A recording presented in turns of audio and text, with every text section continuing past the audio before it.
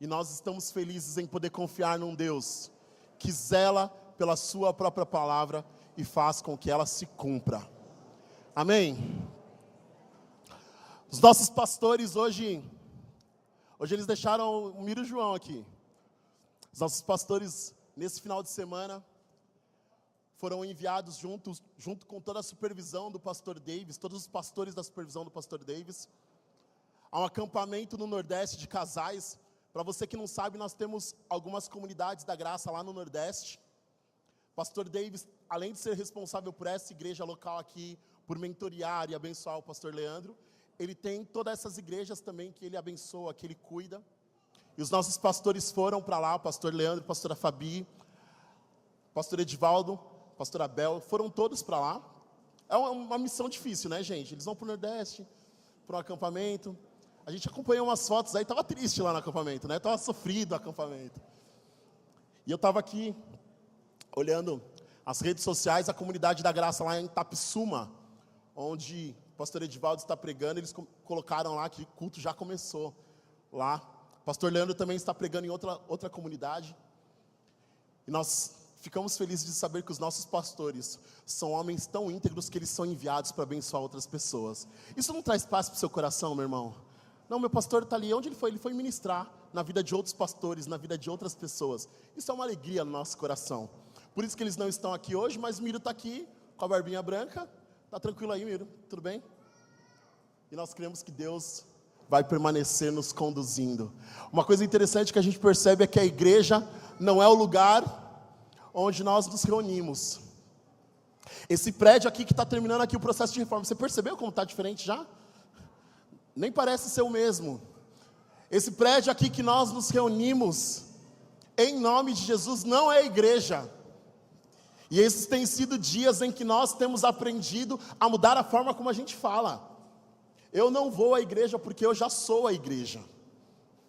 E é interessante a gente perceber que se estamos reunidos nesse prédio aqui, nós estamos reunidos com a igreja.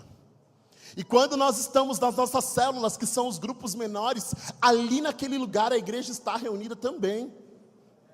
E se você, por algum motivo, souber de alguém que está enfermo, não conseguiu vir congregar, e você sair do seu lugar e ir até essa pessoa visitá-la, e ali no nome de Jesus, vocês orarem, ali é a igreja também. Porque a igreja não está relacionada a um espaço físico, não está relacionada a um prédio. A igreja somos eu e você. Nós não estamos na igreja, nós somos igreja. E essa igreja reunida em nome de Jesus, há um texto um dos textos que para mim tem uma clareza de revelação absurda.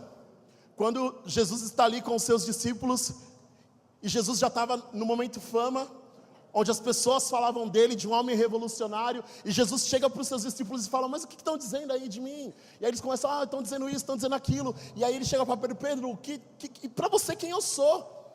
E Pedro, conduzido pelo Espírito Santo, diz o seguinte: tu és o Cristo, o Filho do Deus vivo. E Jesus olha para Pedro e diz o seguinte: Simão, porque não foi a carne que te revelou essas coisas, mas foi o Espírito. Tu és Pedro, tu és rocha, e sobre essa rocha eu edificarei a minha igreja. E eu, lendo essa passagem, eu cheguei à conclusão que quando Jesus disse isso, ele não estava dizendo acerca do Pedro que Jesus via ali na frente dele, mas ele estava dizendo acerca de uma revelação que cada pessoa que é a igreja precisa carregar dentro de si. Jesus é o Cristo, o Filho do Deus vivo. E quando temos essa revelação dentro de nós, as portas do inferno não prevalecem.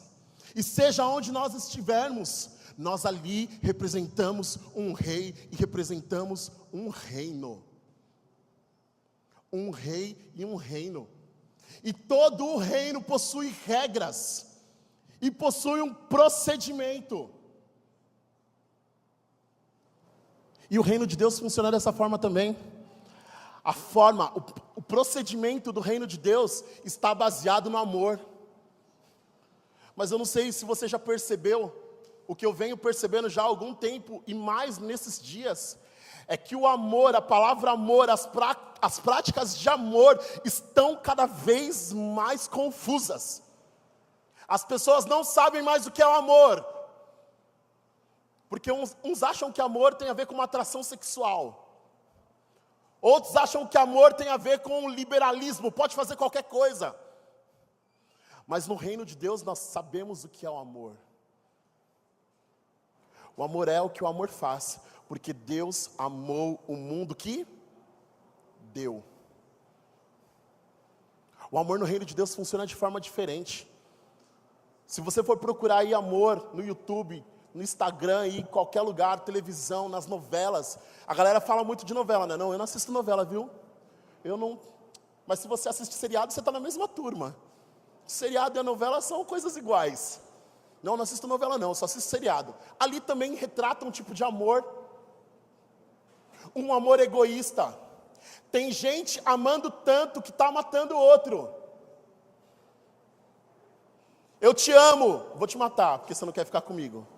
Esse é um amor mundano, um amor egoísta, baseado nos meus desejos, naquilo que eu quero, até naquilo que eu quero para você. Mas nós temos, no reino de Deus, um padrão de amor, onde essas pessoas que convivem e vivem nesse reino, agem de forma natural. Você pode abrir a sua Bíblia comigo em Efésios 5?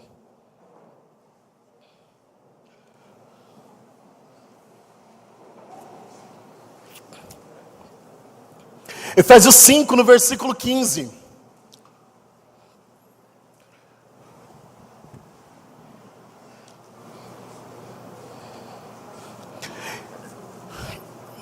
Efésios 5, no versículo 15, diz o seguinte: tenham cuidado como vocês vivem, com a maneira como vocês vivem. Que não seja como insensatos, mas como sábios, aproveitando ao máximo cada oportunidade, porque os dias são maus. Meus irmãos, você já percebeu isso? Que os dias são maus? Existem algumas pessoas aí nos seus contatos do WhatsApp, que elas são os portadores da notícia. Você tem esses contatos? Quando chega uma mensagem dessa pessoa, você sabe que é alguma coisa que dá desgraceira que está acontecendo. E aí quando você abre a notícia, é sempre algo pior do que a última que você recebeu. Nós ainda não nos recuperamos do que aconteceu lá no colégio em Suzano. Não deu tempo de recuperar ainda. Mas outros absurdos começaram a aparecer. Mulheres que são espancadas pelos seus maridos. É uma coisa que você fica olhando e fala, mano, como assim? Ontem apareceu que um homem pediu um lanche. Você viu isso? Pediu um lanche. Faltou o molho que ele queria. Ele acabou com a raça de quem estava servindo. Com uma arma na mão, bateu em todo mundo. Gente, os dias são maus. Continuando o texto.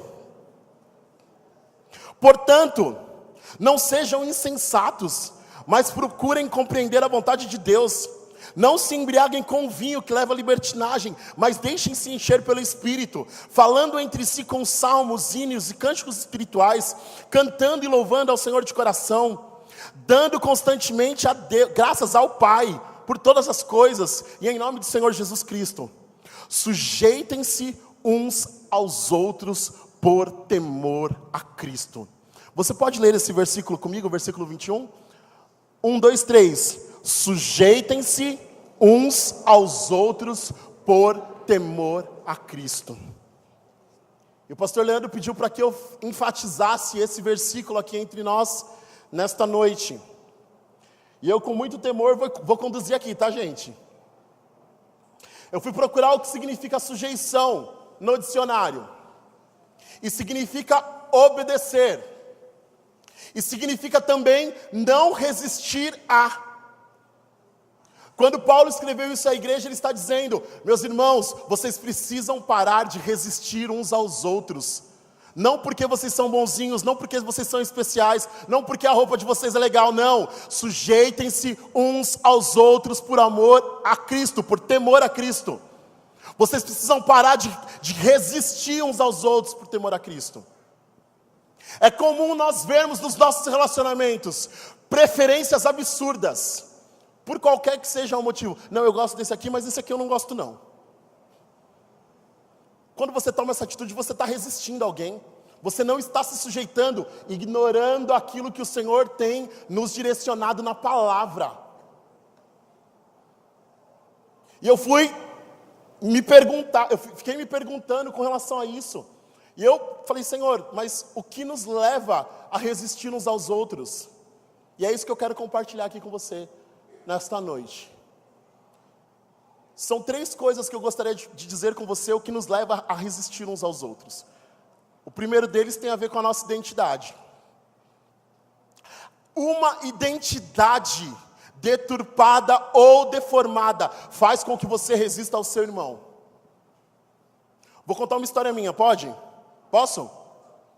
Eu sou o segundo neto homem da minha avó.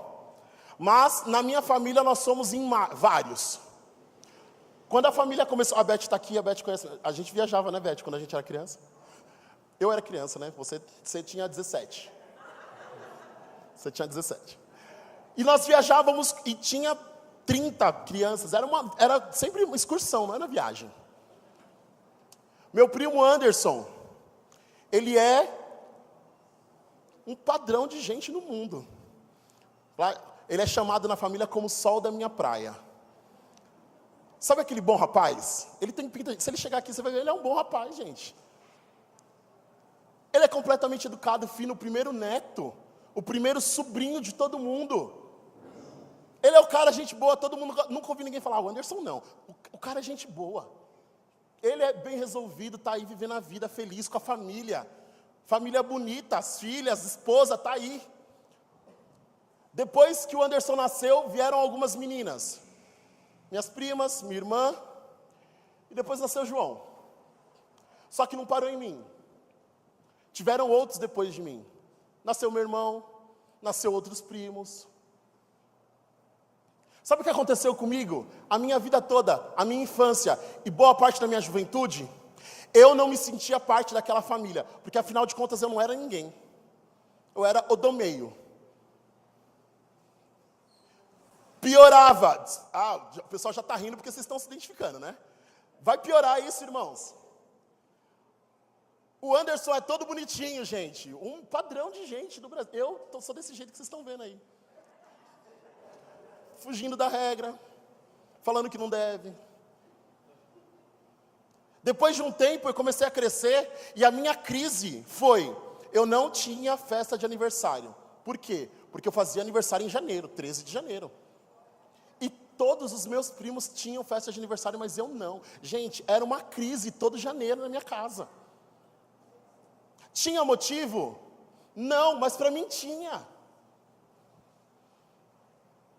Sabe quando... amigos, isso era tão forte que no dia do meu aniversário, o povo já ficava geralmente a gente estava na praia, todo mundo já ficava esperando já, porque eu geralmente ficava escondido em algum lugar, ou eu dormia o dia inteiro, mas eu desestabilizava todo mundo, por causa de algo que acontecia no meu interior. Eu tinha um sentimento grande de rejeição, eu não me sentia parte da minha família, e era amado, sou ainda, né? Amado por todo mundo, benquisto por todo mundo, mas eu não me sentia ali naquele lugar. O tempo foi passando, isso resolveu? Não, agravou. Nos lugares onde eu não me sentia como parte daqueles lugares. Passado o tempo, o João conheceu Jesus, batizou, está ali servindo na igreja e tal. Sabe quando isso foi ser resolvido na minha vida? Há 3 anos atrás. Eu não conseguia comemorar um aniversário, meus irmãos. Eu não conseguia, porque para mim eu não me sentia parte de nada. Eu não me sentia especial em nada. Eu lembro uma vez que a Raquel fez uma festa de aniversário para mim. Todos os convidados estavam lá, menos eu, porque eu não fui. É sério? E aí os meus amigos começaram a falar, não, aniversário já começava todo mundo a entrar em crise, sabe? Aniversário do João, o que vai acontecer, o que vai acontecer? Aí eles explicavam, vai ter aniversário? Eu falava, não, vai lá. Mas João, vamos comemorar, que comemorar? Sabe quando isso foi resolvido? Quando o Senhor tratou no meu coração. Sabe quanto tempo faz? 3 anos, meus irmãos, só 3 anos. E quando Deus falou comigo, curou as minhas feridas e me livrou desse sentimento de rejeição, eu passei a começar a comemorar o meu aniversário. Eu me senti o pior. Isso que eu sentia afetava todos que estavam ao meu redor. E sabe o que atrapalha nós de sermos igreja? Aquilo que você sente. Muitas vezes nós esperamos que as pessoas ajam conosco, sem saber quais são as coisas que a gente está carregando. Tem gente, parece que não, né? Eu não sou tão extrovertido quanto pareço, irmãos.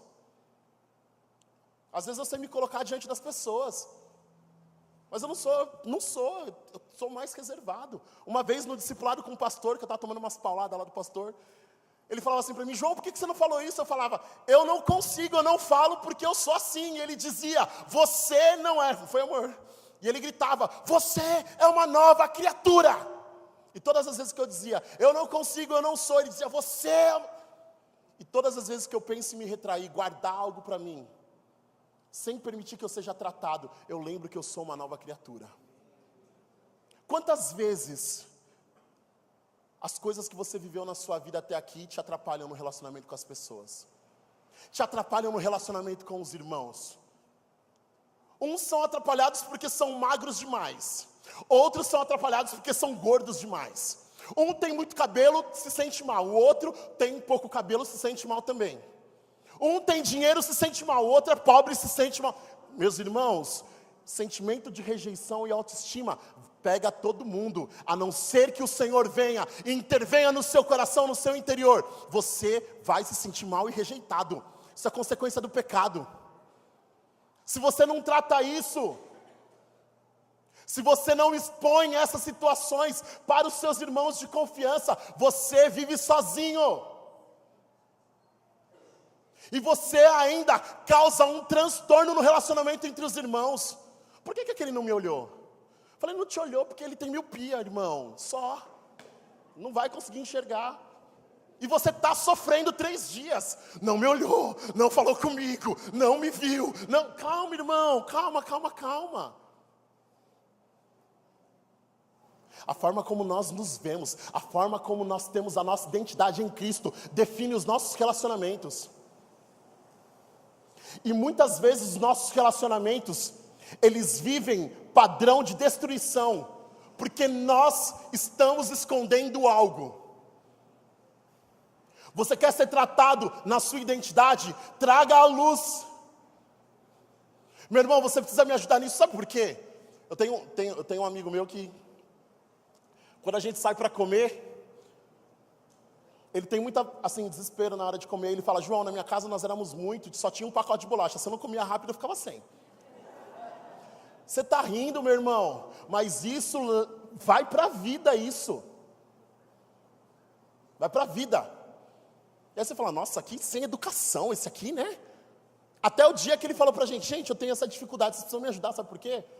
Porque na minha infância foi assim, ó.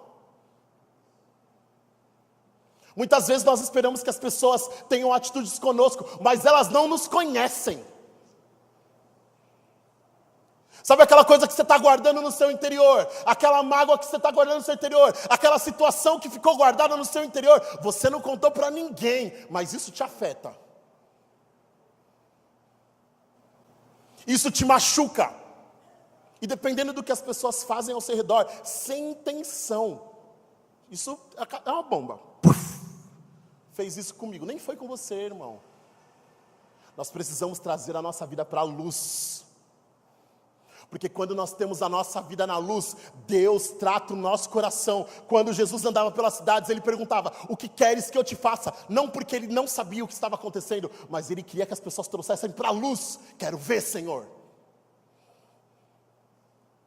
Quantas vezes nos nossos relacionamentos você está lá no seu G100, você não expõe nada para ninguém. Ô meu irmão, vamos contribuir aqui com a reforma aqui. Você não tem coragem de dizer: amigo, eu não tenho um pacote de arroz em casa, eu vou contribuir como na igreja? Você quer que as pessoas adivinhem, meu irmão? Nós somos uma igreja família, mas para você ser família, você precisa se expor. Eu não estou dizendo que você tem que sair contando a sua vida para todo mundo, não é isso que eu estou dizendo, não.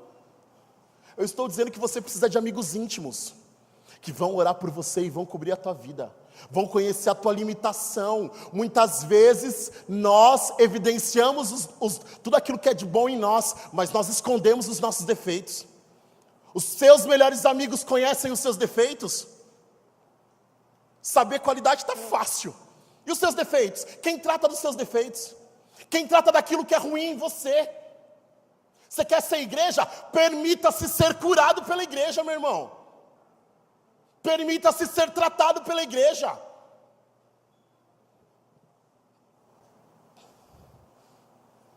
Na igreja, e o texto diz muito, sujeitem-se uns aos outros. Sabe por que você não consegue se sujeitar? Porque você se sente inferior. E nós sabemos que em Cristo a nossa identidade é restaurada. Somos herdeiros de Deus, co-herdeiros com Cristo.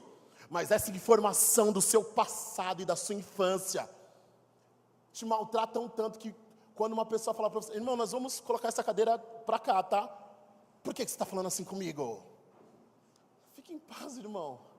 Nós precisamos nos sujeitar uns aos outros. E quando nós não tratamos coisas do nosso interior, coisas do nosso coração, nós ficamos travados. Está travado. A vida está travada. Por quê? Não porque alguém te travou, porque você precisa trazer a sua vida para a luz. O texto diz que se andarmos na luz, temos comunhão uns com os outros. Quanto da comunhão com você foi roubada porque a sua vida está escondida? Quanto? Quanto tempo perdido sem se relacionar com as pessoas, sem ter amigos de verdade, porque a sua vida fica escondida?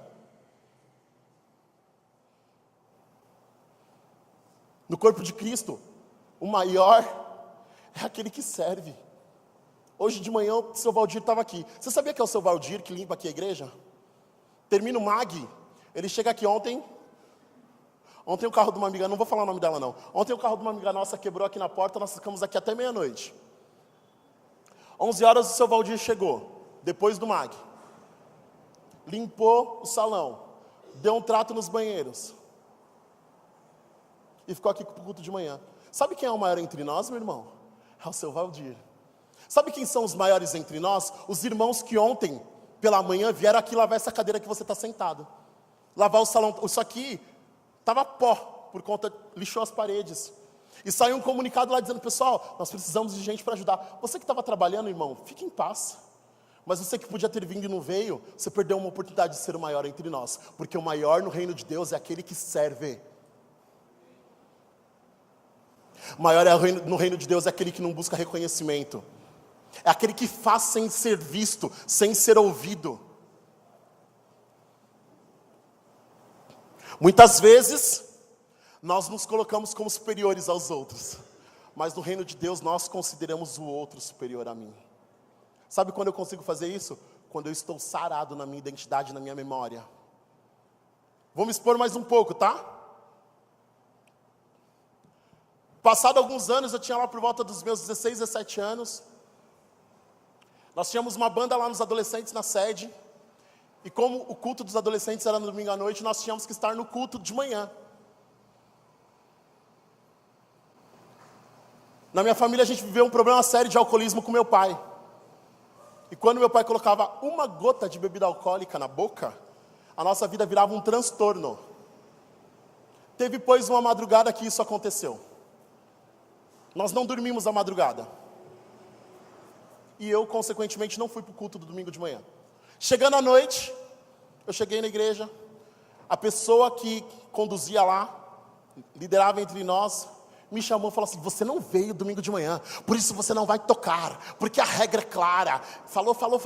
Eu vim e fiz assim: deixa eu te dizer uma coisa que eu não contei aqui. Meu pai, a gente vive uma situação difícil na minha casa. Aí eu contei: olha, meu pai é alcoólatra, essa noite aconteceu isso assim. Essa pessoa constrangida me abraçou, orou comigo, permaneceu orando comigo, e eu fiquei melhor. Às vezes você está escondendo coisa na sua vida e você impede que a cura chegue na tua vida, meu irmão. Eu não tinha contado para ninguém por vergonha. Imagina, o menino do pai bêbado. Eu não tinha contado para ninguém. Mas quando eu expus a minha vergonha para alguém, Essa pessoa começou a orar comigo. Eu não levava ninguém na minha casa, porque meu pai podia aparecer alcoolizado a qualquer hora. Mas a partir do momento que eu expus para os meus amigos, eles começaram a orar comigo. Sabe o que aconteceu? Deus fez uma obra maravilhosa na vida do meu pai. Meu pai é o homem mais correto que eu conheço. Meu pai é um padrão de homem, que honra a sua palavra. E depois que conheceu Jesus, meu Deus do céu, cada conversa com meu pai é uma pregação. Meu pai é um homem justo, porque Deus fez isso na vida dele. Só que antes dessa cura, eu precisava ser curado. E eu só fui curado quando eu expus.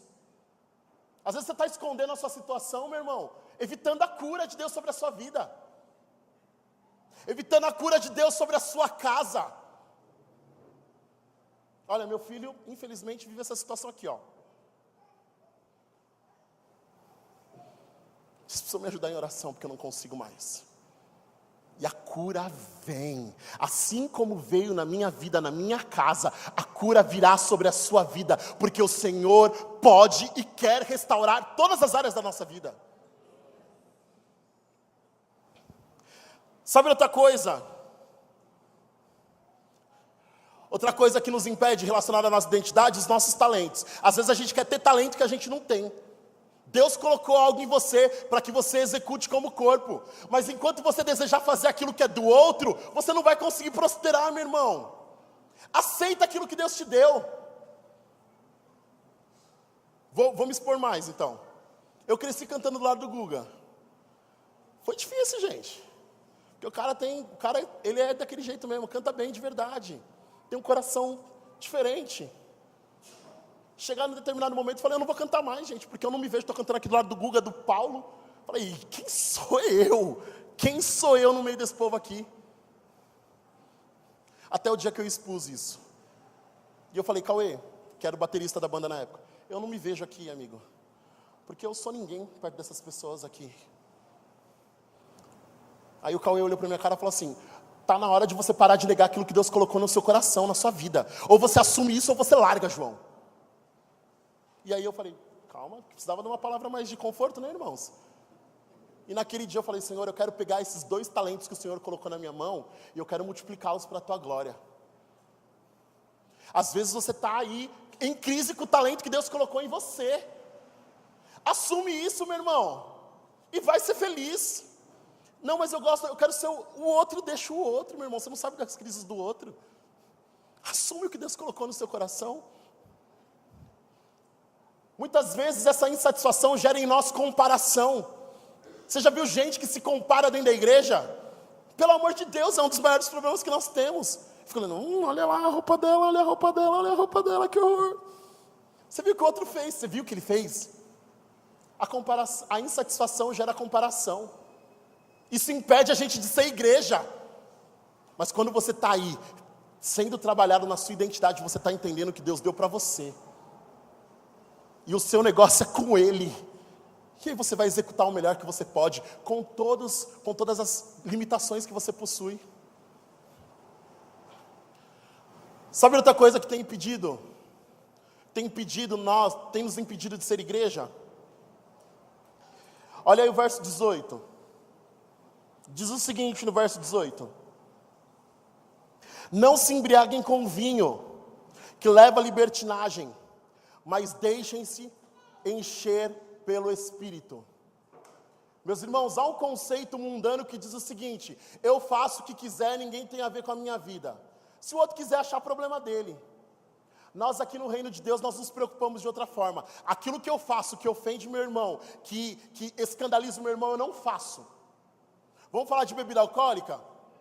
Meus irmãos, imagina o meu papai, vai, sem conhecer a Jesus, vai para uma festa de um G100, e chega lá, tem um monte de cerveja na mesa. O que acontece? 2 opções. Ou ele vai ficar escandalizado e vai falar, meu, esse povo aqui não é de Deus não, vamos largar isso aqui para lá. Ou ele vai beber e vai virar um auê. Você sabia que tem pessoas assim no nosso meio? Pessoas que lutaram anos com o vício, e não podem chegar perto do negócio? E muitas vezes nós permitimos no nosso meio, nos nossos encontros, nas nossas células, bebida alcoólica, meu irmão. Isso é sério. Imagina uma pessoa sendo restaurada na sua vida, de repente chega no G100, numa festa de aniversário cristã, e tá lá a latinha, pronto. Era tudo que o diabo queria para retroceder. E muitas vezes nós estamos dando lugar ao diabo nos nossos relacionamentos. Muitas vezes nós estamos permitindo ser usado pelo diabo. Sabe um amigo seu que tem problema com algo? Não faça. Simples assim. Se escandaliza, deixa de fazer, meu irmão, para a glória de Deus. Não se embriaguem com vinho. Se você sabe que um irmão seu passou por problemas de alcoolismo na sua casa e aquilo ofende, meu irmão, deixe de fazer. Isso só se aplica à questão de bebida alcoólica? Não. Se a sua foto lá no seu Instagram não exalta Jesus, escandaliza os seus irmãos, tire aquela foto de lá. Se seus comentários no seu Facebook escandalizam a Jesus e aos irmãos, meu amigo, meu irmão, em nome de Jesus, você é igreja. Deixa essa atitude. Esses são dias de nós nos posicionarmos. Vamos falar de festa de casamento. Vamos ter uma festa de casamento, eu vou casar aqui, vou ter uma festa tal, que não sei o quê. Ah, mas eu vou ter que ter bebida alcoólica. Você bebe? Não. Mas você vai ter bebida alcoólica no seu casamento por quê? Porque os meus convidados, meu irmão do céu, em nome de Jesus, que padrão que a gente está vivendo? Nós temos muita facilidade em nos conformar com o padrão do mundo, mas a gente tem dificuldade de assumir a nossa postura. Aqui na minha casa não tem bebida alcoólica. Teve um casamento que a gente foi, que a conversa foi, não vai ter bebida alcoólica, viu? E a família fez, como não? Mas a gente bebe. Falou, então, no meu casamento vocês não vão beber. Ah, então eu não vou. Obrigado, não venha. Mas no meu casamento não vai ter. No meu casamento não vai ter essas músicas que tratam a mulher como lixo e incentivam o sexo ilícito. Na minha casa não vai ter. Cadê a sua posição, meu irmão? Cadê a sua posição, homem de Deus? Que no mundo você bate no peito, mas lá com os seus filhos você permite. Gente, nós vemos situação, minha mãe, meu pai naquela situação difícil. Minha mãe segurou o negócio até onde ela conseguiu. Aqui vocês não vão ouvir. Não vai ouvir não. Mãe, mas é só um pagode. Aqui vocês não vão ouvir, meus amigos. A casa é minha. Meus pais diziam o seguinte, enquanto vocês estiverem morando aqui nesse teto, a regra é nossa. Eu falava, pai, mas nem para a igreja você vai. Não me importa. Falava, pai, vai para a igreja e depois a gente... Não. O padrão aqui é esse. Às vezes a gente se conforma. A gente permite que os nossos filhos estejam em lugares que só a cruz... Filho, você não vai, mas eu tenho 20 anos. Não vai mesmo assim. Eu tinha horário para chegar com 21 anos dirigindo. 9 horas em casa, hein, seu horário, João. Mas pai, eu namoro. Não importa. 9 horas em casa. A gente baixou o padrão a tal modo que a gente vive como se fosse mundano. A gente usa as roupas mundanas. A gente fala como mundano. E essas atitudes têm afetado a nossa forma de ser igreja. Ficou normal. Às vezes eu dou um print nos negócios que eu vejo na internet e eu mando para os caras. Falo, mano, é sério que você postou isso aqui? É sério que você postou? Não, João, mas tá louco? Você acredita nisso que você escreveu? É sério? Não, perdão. Gente, pelo amor de Deus, o padrão virou. A gente está aceitando qualquer coisa. Se as pessoas forem lá na sua rede social agora, elas vão entender que você é cristão ou não? Porque se elas não entenderem que você é cristão, para que ter? Você é igreja na rede social também? Você é igreja quando você está com seus amigos? Saí com o pessoal do meu trabalho no happy hour e enchi a cara. Gente, qual a diferença que há em você, meu irmão? Você é igreja.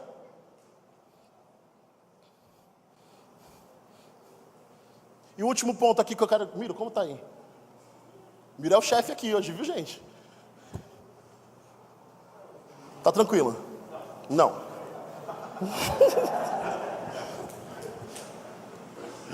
A última coisa aqui, meu irmão, que eu preciso conversar com vocês. Nós precisamos ter a palavra como árbitro. Olha aí a sua Bíblia junto comigo. No versículo 17 diz o seguinte: portanto, não sejam insensatos, mas procurem compreender qual a vontade do Senhor. Sabe o que é o insensato? Aquele que não tem bom senso. Insensato é aquele que usa qualquer padrão. O nosso bom senso precisa estar de acordo com a palavra de Deus, meu amigo. A sua conversa com as pessoas, o seu aconselhamento precisa estar baseado no assim diz o Senhor. Porque hoje é um tal de faz o que o seu coração mandar. Gente, você confia no seu coração? Amanhã pode ser que eu esteja bem chateado. Você passa por isso? Tem dia que a gente acorda aqui e fala, minha vida só tá dando tudo errado na minha vida. Se você toma uma decisão nesse dia que você está mal do coração, pronto. Ou então, tem um momento de euforia, você está alegre, confiante, vamos para cima, time, vamos para cima. Você não pode também tomar decisão nesse dia. A palavra precisa ser o árbitro do nosso coração. Você quer ser igreja? Nós precisamos trocar o eu acho por assim diz o Senhor. Estou aqui aconselhando meu irmão. Meu irmão, eu acho que você tem que fazer isso aqui. Que acha? A gente não está precisando do que você acha. Nós precisamos do Senhor guiando as nossas atitudes. Precisamos do Senhor guiando as nossas decisões. Precisamos parar de ser insensatos, sendo como ventos levados para tudo quanto é direção.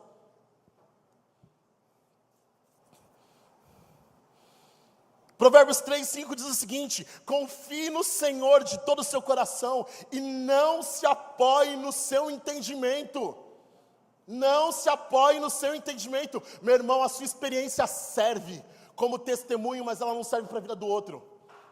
Não dá para você aplicar aquilo que eu estou contando aqui, aquilo que eu estou vivendo de experiência pessoal na sua vida. Busque a Deus. Esses são dias que as pessoas procuram pregação no YouTube, mas se tiram o prazer de buscar a presença do Senhor. Vem para o culto do domingo como se fosse a salvação da sua vida. Se você não tiver uma vida regrada de oração e de busca do Senhor, leitura da palavra, de nada serve. Aqui é o órbito da nossa vida. Ou nós vamos andar dizendo assim, filho, você não vai fazer isso porque a Bíblia diz isso.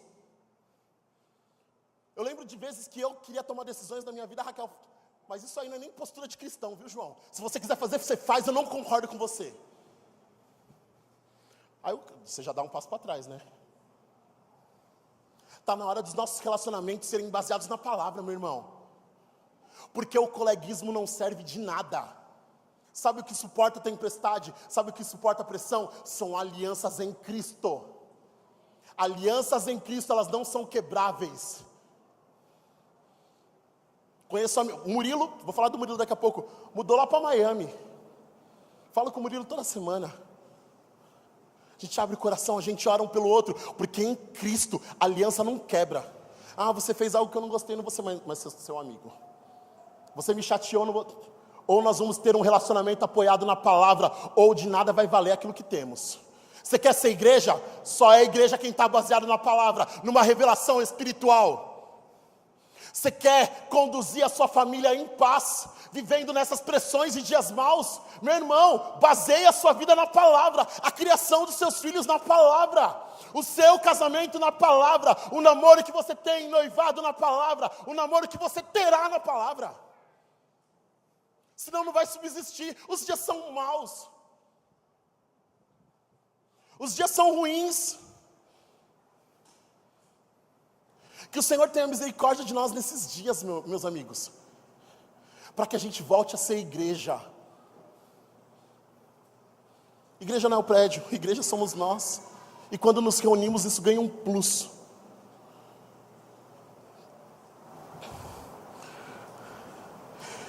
E o Murilo me mandou um textinho essa semana. E eu gostaria de ler com você aqui para nós terminarmos essa meditação.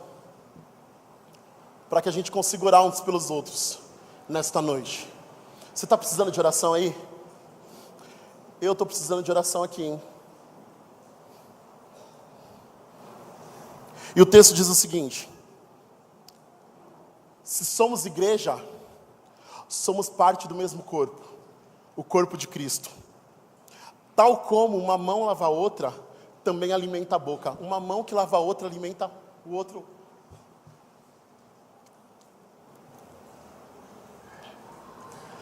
Tal como o pé direciona todo o corpo para um lugar, assim somos nós, cada um com uma função específica, especial e em unidade. Irmãos, viver em unidade é diferente de viver em uniformidade, viu? Deus criou você com essas características aí para a glória dele. Não precisa ficar copiando ninguém não, seja você mesmo, mas seja para a glória dele. Quando nós caminhamos na mesma direção, nós estamos andando em unidade. Todos nós devemos orar uns pelos outros, amar uns aos outros e cuidar de sermos guardadores do nosso irmão. Lembro da passagem de quando Caim mata o seu irmão Abel e o próprio Deus pergunta a ele onde o seu irmão estava, e Caim responde: por acaso eu sou o guardador do meu irmão? A resposta na verdade é sim, eu sou o guardador do meu irmão. Quantas pessoas você tem guardado na sua vida, meu irmão? Quantas pessoas você se importa pelo simples fato de serem seus irmãos em Cristo? Eu lembro que quando Deus começou a tratar o meu coração, a minha vida, lá na sede eu comecei a trabalhar com alguns adolescentes.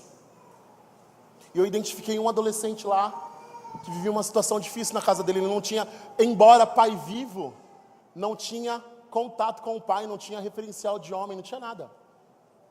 E eu adotei esse moço para que ele andasse comigo. Tinham vezes que terminava lá a reunião de jovens, eu perguntava para ele: e aí, você vai para onde? Ele falou: vou para casa. Eu falei: mas você não vai sair com o pessoal? Ah, João, não tenho nem dinheiro. Não tenho dinheiro, eu vou embora a pé aqui, que eu moro aqui pertinho. Eu falei: não, você vai sair sim. E eu ia lá e... você vai sair. E esse moço pegava esse dinheiro, no começo constrangido, mas depois ele entendeu que eu só estava amando ele. Isso é amor, amigos. Depois de um tempo, esse moço foi estudar, arrumou o primeiro trabalho, e para nossa alegria, sabe o que ele faz hoje? Ele enche o carro dele de adolescente, leva todo mundo para comer. O Senhor quer fazer isso com a sua vida, meu irmão. Aquilo que te trouxe ferida, o Senhor quer usar para que você cure a outras pessoas. Eu não poderia vir aqui contar isso para você se eu não tivesse passado, se eu não tivesse chorado essas lágrimas de rejeição. Eu poderia contar 550 mil histórias relacionadas a isso, na minha família, no trabalho ou dentro da igreja. Mas se eu não tivesse passado por isso, eu não teria sido curado. Eu não poderia contar isso para você e servir de testemunho na sua vida. Quais são as coisas que te trazem vergonha nesses dias? O Senhor quer tomar essas coisas e transformar isso para a glória dEle, porque você é igreja e as portas do inferno não prevalecerão contra a sua vida. Aquilo que te trouxe vergonha vai resultar em glória. Aquilo que foi fracasso será levantado pela exaltação de Jesus.